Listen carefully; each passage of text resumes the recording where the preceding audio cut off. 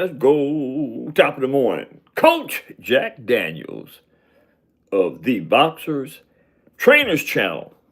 And welcome back to the program, my podcast. This Sunday morning, right? And today it's cold. I mean, it is cold, snow like cold, right? Sleet like cold. I mean, actually, you can't go outside, right? Not merely because it's cold, because it's everything is iced up here. You know what I mean? Let me give you a purview, just a small purview of what I mean when I say it's iced up. It's iced up. Yeah. It is truly cold, but no, it's okay. It's okay because um, some days, the Creator puts us in a position where He's gonna make you sit down and contemplate, just merely contemplate, right? Think, whether it be out loud with your mate or your lover, friend, whatever, right? The Creator is sometimes is going to make you contemplate, right? And for me, right, that's kind of a good thing. Primarily because I am constantly contemplating, right? I mean, my brain never shuts down. The only time it shuts down is those like maybe 4, 5, 6 hours when I sleep. But other than that, I am constantly on the move, contemplating, trying to figure out ways to make this world a better place. And I'm serious about that. You say, oh, he just, no, that's what I do. And I've said this on many occasions, right? That I am the people's coach, right? I am the people's representation of that which is right, that which is real, right? And today we are going to talk about a real subject that transpired last night in Las Vegas, right? We had a pretty darn good fight between Raymond Muratalla versus Andy the Cuban Cruz. Now, that's my term. I created that Cuban scenario or name because I know from my experience with dealing with the sport and boxing and the Cubans and how they are trained in the art of self-defense in boxing, right? That those cats really, really, really, really are trained. And let me say this. I always make reference to the European fighters, the white European fighters versus the white fighters out of the States, right? Two different elements, two different people when it comes to the sport of boxing, right? For the European sportsmen in boxing, those cats perform. Those cats create a work ethic in the gym, in their craft, right, to dominate. They wanted most of the boxers or fighters that come out of the European countries. They all want to win. All boxers want to win, whether it's how much you put into the craft or how much you just in the gym, right? Everybody has an ulterior motive when it comes to winning, right? But it's only a selective few body of people, right, that really want to win. You know what I mean? So I always refer to the white European boxers and fighters, right? Because those cats are a special breed, right? I was watching some amateurish boxing also yesterday. I'm always in the boxing, right? And these boxers, right? Actually, it was mixed martial arts, right? But these cats was from the European, one of the European countries. If I'm not mistaken, it was Uh, wow. What is the war-torn country that Russia is putting his foot on? Gosh, can't think of that country, but you know what I'm talking about, right? Vasily Lomachenko's country. Where is Vasily Lomachenko from? Can anybody in the audience, in the chat, tell me where is Vasily Lomachenko from? Help the old guy out. Where is Vasily Lomachenko from? I keep referring to, in my thought process, a K. I keep referring to a K. It's not Kosovo. Wow, that is really, really crazy because I am so engrossed in that war, right? I think that Russia, being in his dominating state all the time, right, is trying to induce its dominance on. Dang, wow, wow. Hold up. Shout out to Anthony Powell. Hold up, chat. I got to do this.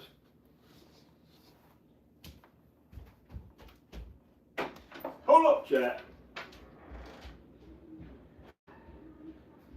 Oh,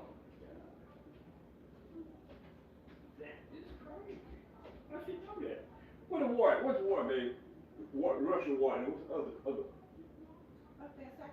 No, the war, baby. Who's Russia fighting? Ukraine. Thank you. I got it, chat. My wife, the adorable chick. The Ukrainians. The Ukraine. I was trying to make reference to the Ukrainian fighters, right? Just like Russia went in there with the perception that they was going to dominate the Ukraine and press their will on the Ukrainian people. Not happening. Not happening, right? Those small body of Ukrainian brothers and sisters, right, are standing up for what they believe in, right? And the same mindset applies to the sport of boxing when it comes to the Ukraine. Not just the Ukraine, Uzbekistan, all those nations that have to put forth an extra effort to survive. You know what I mean? They have to do more than we do in the States to survive, right? And see, and that makes a damn great boxer. That makes a damn good individual that wants to produce a better element for himself and his country in this instance, right? We're talking about those foreigners, white included, white specifically, right, are damn good boxers in those Balkan countries. Right, and so I made reference to that because Andy Cruz is sort of a part of he's not in line with the European nation, but the mentality, the thought process, the discipline, right? Cuba is one of the most disciplined countries in the world when it comes to creating an element of self-defense, specifically, right? And this is what we're talking about. We're talking about self-defense. Now, we're going to get to boxing soon as I run through these obstacles and these scenarios, right? Because we're going back to boxing. Because this is what this is really all about boxing, right? I said that the European countries, white people in particular, fight really hard. They fight way harder than these white people in the States. They do. Think about it and pay attention. From this day on, pay attention to what I just got through saying, right? White people in the Balkan states, in the European countries, fight harder than people in the States. They win more, right? They're hungrier, right? So, but this also applies to Cuba. I make mention of this because Andy Cruz fought, which is a Cuban, fought Raymond last night. Now, here's my perception of that fight. It was a dang good fight. Dang good fight, man. You know what I mean? But it was nowhere near what Raymond Muratalla was saying about his greatness. You know what I mean? So I kind of like took offense to that to a certain degree because I went into this fight after doing my personal research of Raymond Muratalla versus Andy Cruz. Now, I knew where Andy Cruz was, but I had a problem with really getting into the greatness of the so-called greatness of Raymond Muratalla, right? Muratalla, right? I just couldn't find that greatness. Contrary to the fact that Raymond Muratalla would boast that he's great, right? I mean, even last night after he won, right? He kind of like justified why he didn't either take out Raymond Andy Cruz or why he didn't dominate him like he thought or said he could, right? Here's the deal. I think, and I said this yesterday, that I gave Andy Cruz the benefit of the doubt, and I thought that Andy Cruz would have won the fight. And here's why I thought Andy Cruz may have won the fight, right? Because Raymond Muratalla didn't show me that he had that skill set or that discipline necessary to win. Be consistent, right? As is the case with Andy Cruz. Andy Cruz proved to me that he was a phenomenal boxer, right? But last night, Raymond Muratalla pressed on Andy Cruz so much, right, that Andy Cruz didn't get the opportunity to stick and move like I am used to seeing Andy Cruz stick and move. Now, I'm going to tell you why, right? Raymond Muratalla had a hell of a game plan, right? It was simple. 12 rounds, pressure.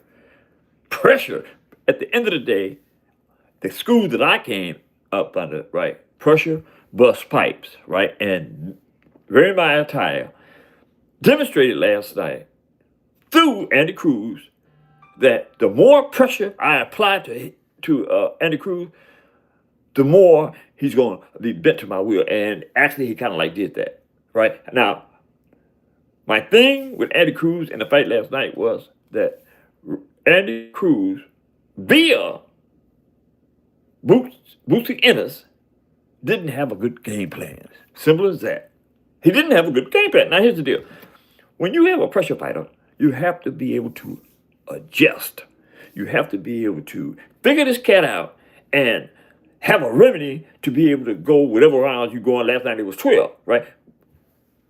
Andy Cruz and Boise didn't have a game plan to defeat what Raymond Muratalla was putting on his plate, was putting on Andy Cruz's plate, right? I say that to say this. Andy Cruz couldn't adjust. Simple mathematics, you have to adjust. I don't give a damn who you fighting. I don't care what type of style this fighter is bringing to the table. You have to be able to adjust. If you can't adjust, right, 9 times out of 10, you're going to lose, especially dealing with a pressure fighter, right? Now, here's the remedy that I think could have got Andy Cruz through that fight and a win up on his belt, silver loss. If Andy Cruz would have met Raymond Muratalla aggressiveness with a consistent jab, 1, 2, 3, even 4 combination jabs, right?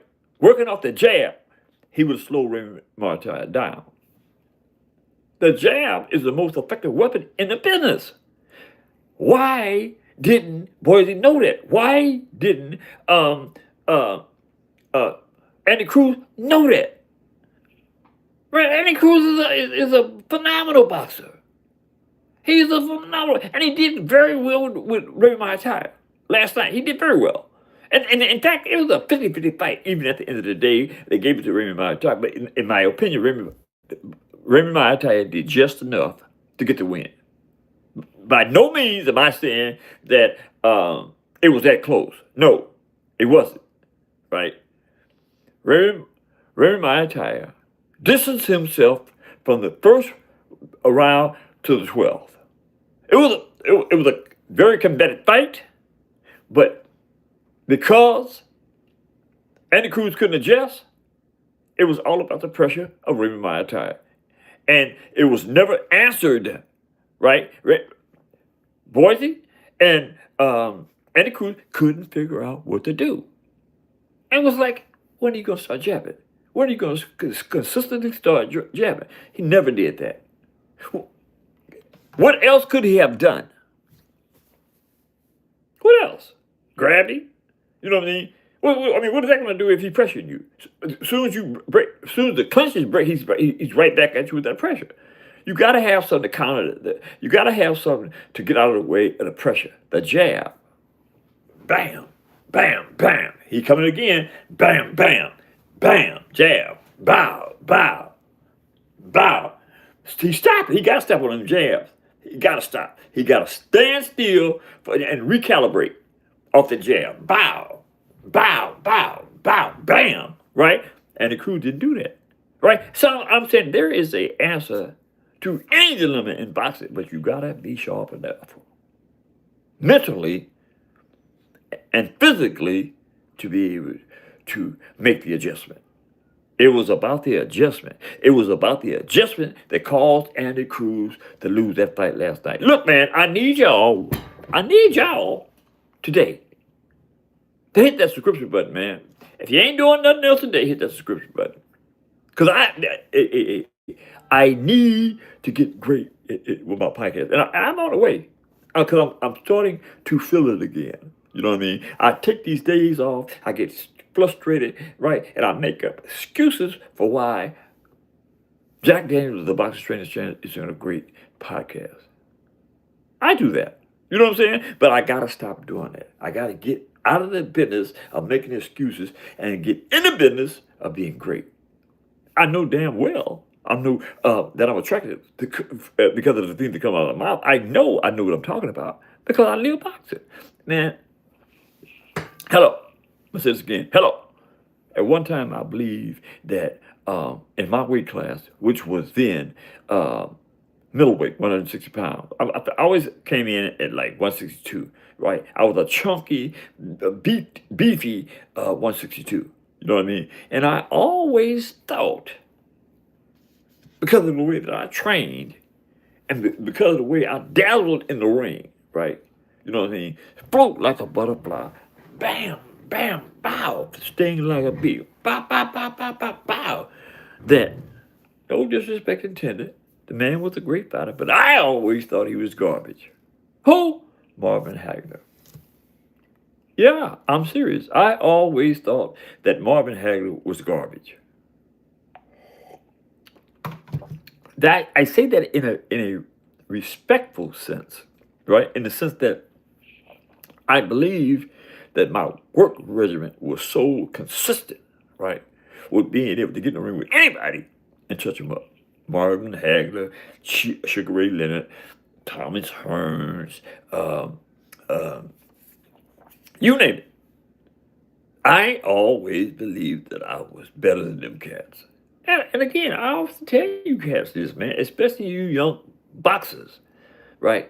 That if you don't believe that while you training and getting prepared to get in the ring to one day be able to be in a position where you're going to accommodate a world-renowned boxer, right? Ain't no sense in you even doing this, man. It is no sense in you doing this. If you don't put your mindset in a position that you believe from day one that you're great, you ain't going to be great, man. You're not going to be great. You know what I mean? You're just going to be in there going through it's going to be repetition. You're going to be going to the gym every day. And I don't know. And another thing about preparing yourself, right? If you ain't working up a sweat, I'm talking about, when I say a sweat, if you ain't dripping when you finish working out, you ain't working out, man.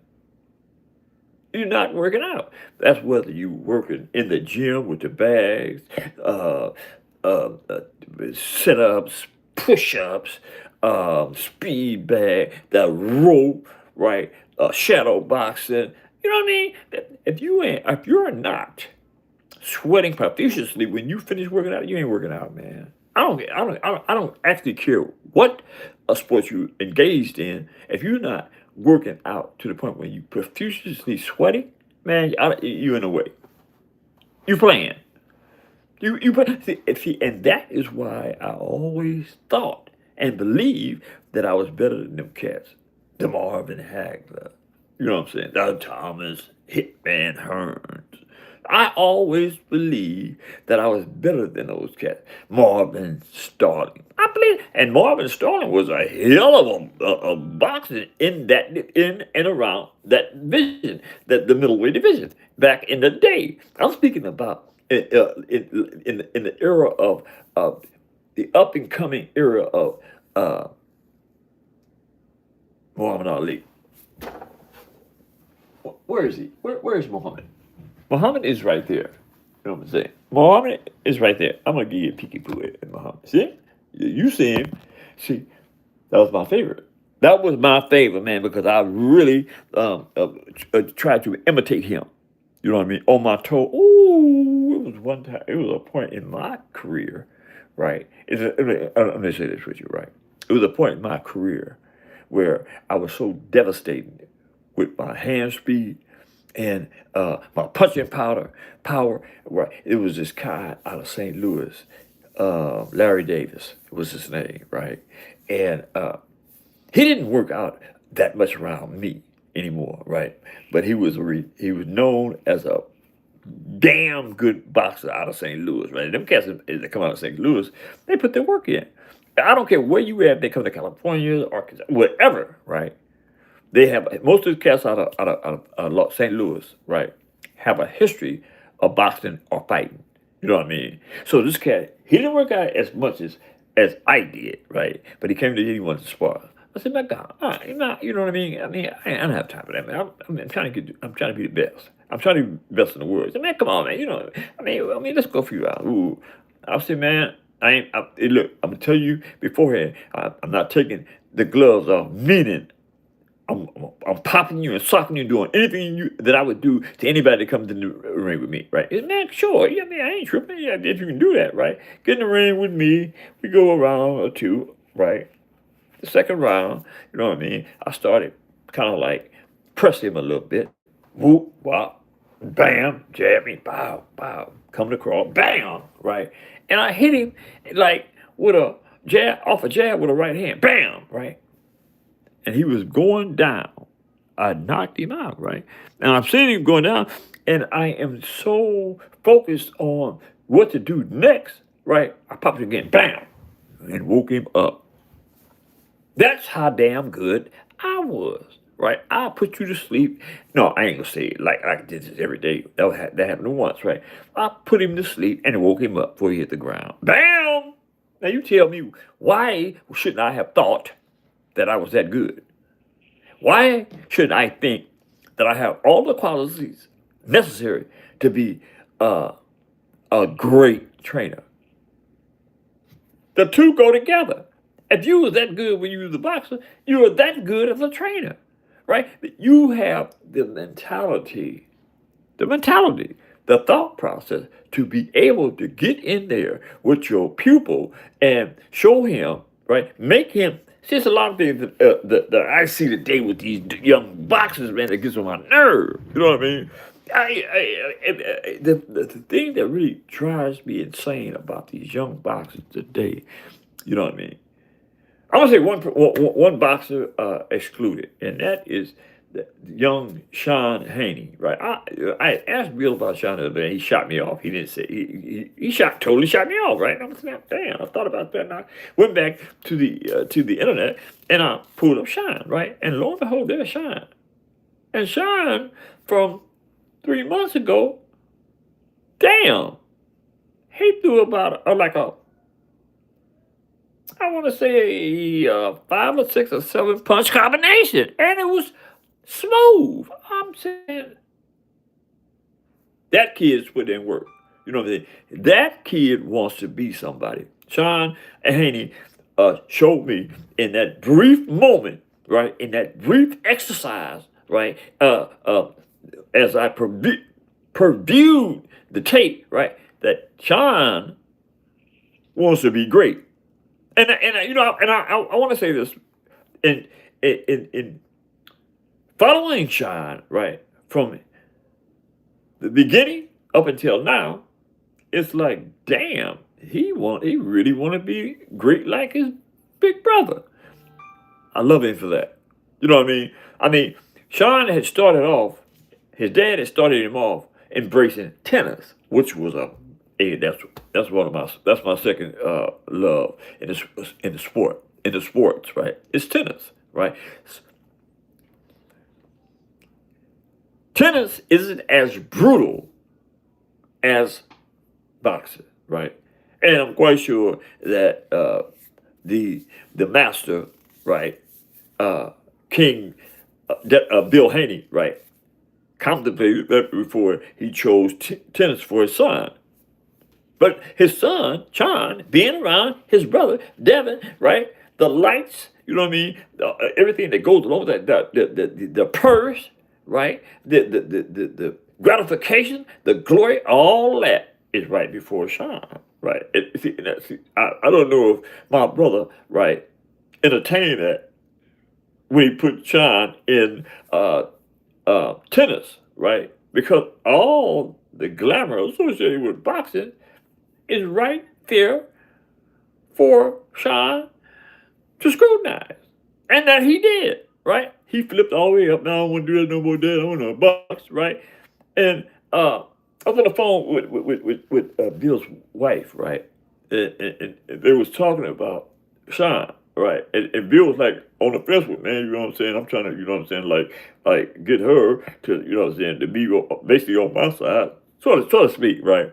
And she in the background talking about, no, hell no, he gonna get out there, he gonna knock somebody the F out. I said, damn, she's serious. That's mama talking, right? And lo and behold, Sean has this upcoming. I don't know if I'm supposed to notice, and he didn't say anything about this, right? But I took notice to because I'm concerned about the Haneys. You know what I'm saying? I mean, the Haneys are like somebody who I feel obligated to look over their shoulder, you know, because of their mom, Helen, right? Before she passed, I kind of like psychologically made a note to her that I was going to watch out for those crazy people, right? Her kids, you know, and I do. You know what I'm saying? This and it goes back to what I constantly tell you, cats, man. If you don't have any integrity, you don't have nothing.